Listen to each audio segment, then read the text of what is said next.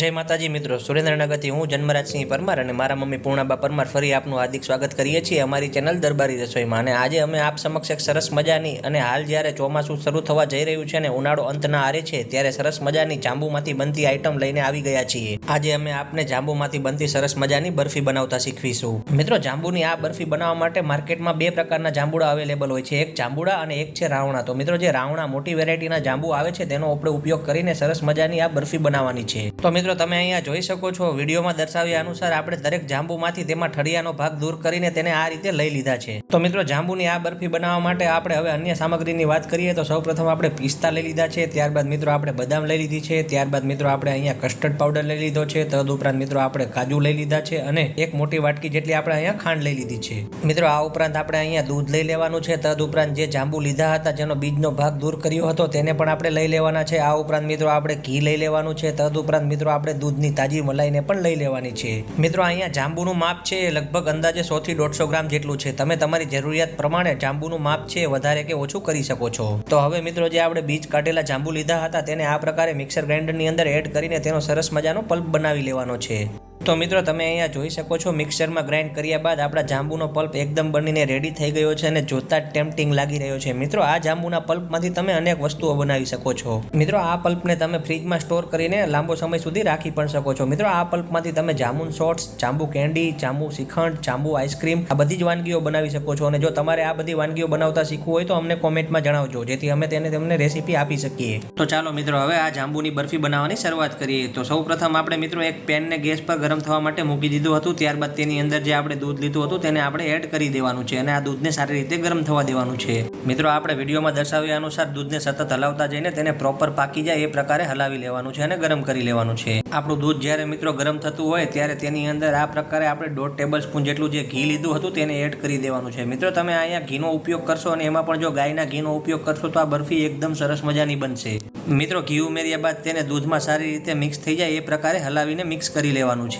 મિત્રો, ચોમાસામાં જાંબુની અવેલેબિલિટી ખૂબ સારી હોય છે અને લોકો વિચારતા હોય છે કે જાંબુમાંથી શું બનાવવું, તો તમે મિત્રો અમારી આ રેસીપીને ફોલો કરીને આ યુનિક આઈટમ તમારા ઘરે અચૂકથી બનાવજો। હું તમને ગેરંટી આપું છું કે તમારા ઘરના સૌ કોઈ લોકો આ વાનગીના દીવાના થઈ જશે। તો મિત્રો, તમે અહીંયા જોઈ શકો છો, આપણું ઘી છે એ આપણા દૂધ સાથે પ્રોપરલી મિક્સ થઈ ગયું છે। તો હવે તેની અંદર આપણે જે ખાંડ લીધી હતી તેને એડ કરી દેવાની છે। મિત્રો, આપણે અહીંયા અંદાજમાં એક નાની વાટકી જેટલી ખાંડ લીધી હતી તેને એડ કરી દેવાની છે। મિત્રો, અહીંયા ખાંડનું પ્રમાણ છે તમે તમારા જરૂરિયાત પ્રમાણે પ્લસ કે માઇનસ કરી શકો છો, પરંતુ અહીંયા ખાંડ ઉમેરવાનો મુખ્ય હેતુ એ છે કે તે જાંબુમાં રહેલી ખટાશને થોડી દૂર કરશે। માટે તમે જે પ્રકારના મીઠાશ ધરાવતા જાંબુ લો એ પ્રમાણમાં તમારે ખાંડનું પ્રમાણ પ્લસ કે માઇનસ તમે અહીંયા કરી શકો છો। તો મિત્રો, તમે વિડીયોમાં જોઈ શકો છો એ પ્રકારે દૂધને સતત હલાવતા જઈને તેમાં ખાંડ પ્રોપર મેલ્ટ થઈ જાય ત્યાં સુધી તેને હલાવી લેવાનું છે। આ દરમિયાન મિત્રો આપણે ગેસની ફ્લેમ છે મીડિયમ ટુ લો કરી દેવાની છે।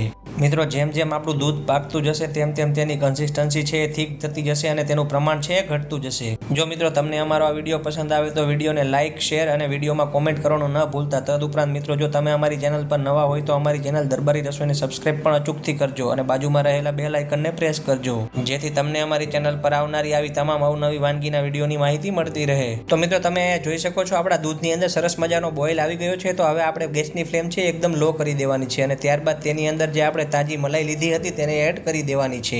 મિત્રો, આ મીઠાઈ બનાવવા માટે આપણે અહીંયા દૂધની તાજી મલાઈનો ઉપયોગ કરવાનો છે। મિત્રો, આ મલાઈ ઉમેરવાથી આપણા મીઠાઈની અંદર તેનો સરસ મજાનો રીચ ટેસ્ટ અને ફ્લેવર મળશે। તો મિત્રો, તમે અહીંયા જોઈ શકો છો કે મલાઈ એડ કર્યા બાદ આપણે દૂધને મીડિયમ ટુ હાઈ ફ્લેમ પર અંદાજે 1.5 થી 2 મિનિટ સુધી ગરમ કર્યા બાદ તેનો સરસ મજાનો યલોઇશ કલર આવી ગયો છે। તો હવે આપણે તેની અંદર જે કસ્ટર્ડ પાવડર લીધો હતો તેને એડ કરી દેવાનો છે। મિત્રો, મેં અહીંયા માપમાં અંદાજે 4 ટેબલ સ્પૂન જેટલા કસ્ટર્ડ પાવડરનો ઉપયોગ કર્યો છે। તો મિત્રો, હવે આપણે આ કસ્ટર્ડ પાવડરને આપણા દૂધની અંદર એકદમ સરસ મજાનો ગાંઠા રહિત મિક્સ થઈ જાય એ પ્રકારે હલાવીને મિક્સ કરી લેવાનો છે।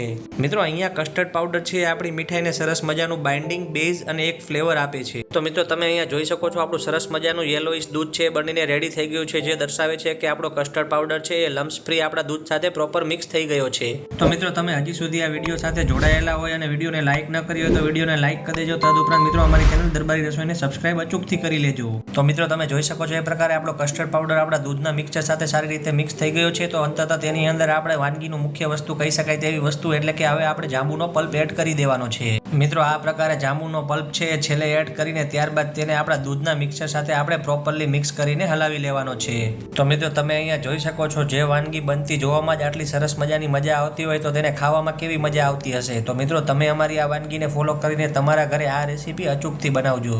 મિત્રો આપણે જે જાંબુનું પલ્પ એડ કર્યું છે ત્યારબાદ આપણું જાંબુનો પલ્પ છે એકદમ સરસ મજાનું આપણા દૂધના મિક્સર સાથે એડ થઈ જાય અને એમાંથી એકદમ યુનિફોર્મ ટેક્સચરની ગ્રેવી બની જાય એ પ્રકારે આપણે ગેસની મીડિયમ ટુ હાઈ ફ્લેમ પર તેને સતત હલાવતા જવાનું છે. તો મિત્રો તમે જોઈ શકો છો અંદાજે 1.5 થી 2 મિનિટ સુધી હલાવ્યા બાદ આપણું સરસ મજાનું જાંબુનું પલ્પ છે દૂધના મિક્સર સાથે એડ થઈ ગયું છે અને તેમાંથી એકદમ સરસ મજાની થીક કન્સિસ્ટન્સી વાળી ગ્રેવી બનીને રેડી થઈ રહી છે. તો મિત્રો આ રીતે આપણે મિક્સરને સતત હલાવતા જઈને બને તેટલી થીક કન્સિસ્ટન્સી વાળું તેમાંથી એક બેટર બનાવીને રેડી કરી લેવાનું છે. તો મિત્રો તમે અહીંયા જોઈ શકો છો જેમ જેમ આપણું મિક્સચર છે થીક થતું જશે તેમ તેમ આપણા જાંબુની ગ્રેવી છે તેનો કલર ધીમે ધીમે ડાર્ક થતો જાય છે, જે પરફેક્ટ ઇન્ડિકેશન છે કે આપણી મીઠાઈ છે બનીને રેડી થવા ઉપર છે. તો મિત્રો તમે અહીંયા જોઈ શકો છો અંદાજે 1.5 થી 2 મિનિટ સુધી ગરમ કર્યા બાદ આપણી મીઠાઈની કન્સિસ્ટન્સી છે એકદમ થીક બની રહી છે અને એકદમ સ્ટીકી બની રહી છે. તદુપરાંત મિત્રો આપણા જે જાંબુની ગ્રેવીનો કલર છે એ પણ એકદમ ડાર્ક વાયોલેટ એટલે કે ડાર્ક જાંબલી થઈ ગયો છે, જે આપણી કુકિંગ પ્રોસેસ પરફેક્ટ છે તેનું ઇન્ડિકેશન છે. મિત્રો અહીંયા આપણે જાંબુનો પલ્પ એડ કર્યા બાદ લગભગ ગેસ પર અંદાજે 3 થી 3.5 મિનિટ સુધી ગરમ કરીને આ પ્રકારે જાંબુના પલ્પને અને દૂધના મિક્સચરને હલાવતા જશું ત્યારે આપણને આ પ્રકારની કન્સિસ્ટન્સી પ્રાપ્ત થઈ જવાની છે.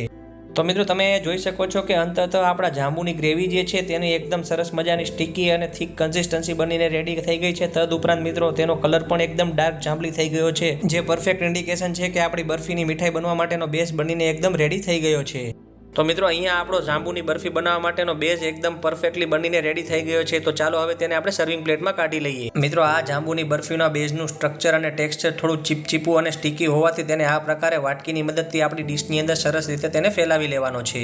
તો મિત્રો આપણી જાંબુની બરફીને આ રીતે ડીશની અંદર ફેલાવી લીધા બાદ તેનો ફાઇનલ લુક અને અપિયરન્સ કંઈક આ પ્રકારનો લાગી રહ્યો છે. જુઓ છે ને એકદમ જોરદાર. તો મિત્રો આ રીતે બેઝને ફેલાવી લીધા બાદ તેની ઉપર જે આપણે ડ્રાયફ્રૂટ લીધું હતું જેની અંદર કાજુ, બદામ અને પિસ્તા આપણે લીધા હતા તેને આ પ્રકારે નાની નાની સ્લીટ્સમાં કટ કરીને તેની કતરણને આપણે ડ્રાયફ્રૂટ બરફીની ઉપર એડ કરી દેવાની છે. તો મિત્રો ડ્રાયફ્રૂટ એડ કર્યા બાદ હવે આપણે આપણી જાંબુની બરફીને ફ્રીજની અંદર 3 થી 4 કલાક માટે સેટલ થવા માટે મૂકી દેવાની છે અને અંદાજે 3 થી 4 કલાક બાદ આપણી જાંબુની બરફી છે તેની પરફેક્ટ કન્સિસ્ટન્સી અને શેપ મળી જાય ત્યારબાદ તેની અંદરથી આ પ્રકારના ગોળ ચોસલા કે પછી તેની અંદરથી આ શેપના આપણે પેંડા બનાવીને રેડી કરી લેવાના છે. તો મિત્રો જોતા જ બનાવતા આવડી જાય તેવી સરસ મજાની મીઠાઈ બનીને રેડી થઈ ગઈ છે. તો મિત્રો આ જાંબુની બરફી છે તમે તમારા ઘરે બનાવીને અચૂકથી ટ્રાય કરજો. મિત્રો આ બરફી છે સ્વાદમાં ખૂબ જ ટેસ્ટી અને પૌષ્ટિક તેમજ ગુણકારી છે અને નાના મોટા સૌ કોઈને ભાવનારી છે. તો મિત્રો અમારો આ વિડીયો જોવા બદલ તમારો બધાનો ખૂબ ખૂબ આભાર અને અમારો જો આ વિડીયો પસંદ આવ્યો હોય તો વિડીયોને લાઇક, શેર અને અમારી ચેનલ દરબારી રસોઈને સબસ્ક્રાઇબ અચૂકથી કરજો. થેન્ક યુ, ધન્યવાદ.